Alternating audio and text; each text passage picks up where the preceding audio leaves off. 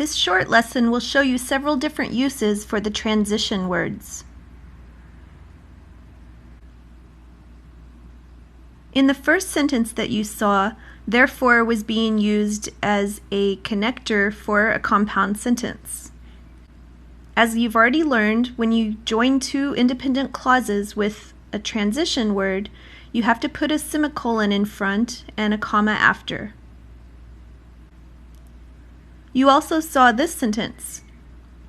In this sentence, therefore is being used as an introductory phrase, and as you already learned, introductory phrases need a comma after them. You also saw a sentence with therefore being used as an interrupting phrase. Remember that when a transition word interrupts a sentence, you put commas around it. So if it's in the middle of the sentence, you would have a comma before and after the transition word. Look at some more examples. All of these sentences have therefore. Can you decide how therefore is being used in each one? Look at the first one. This is the reason that you should buy a house is a complex sentence. Therefore is just an interrupting word, so we put commas around it. Look at the second sentence. Here we have two independent clauses, and we're joining them with therefore. So remember to put a semicolon in front and a comma after.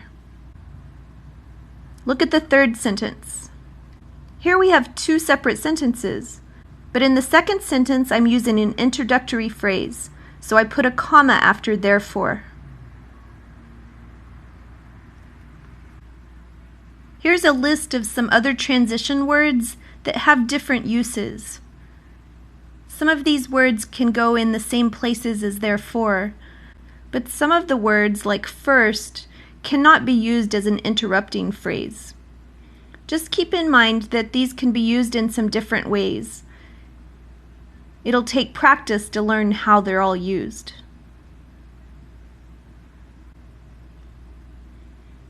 How did you do on the exercise? In the first sentence, thus was being used as an interrupting phrase. Even though that's a long sentence, it's just a simple sentence. And because thus is interrupting, we put commas around it.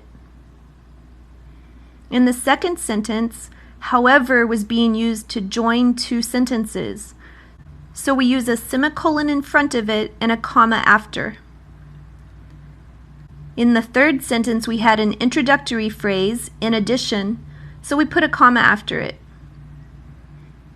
And in the last sentence, we had an interrupting word that was at the end of the sentence, so we put a comma in front of also. Remember that transition words can be punctuated in several different ways.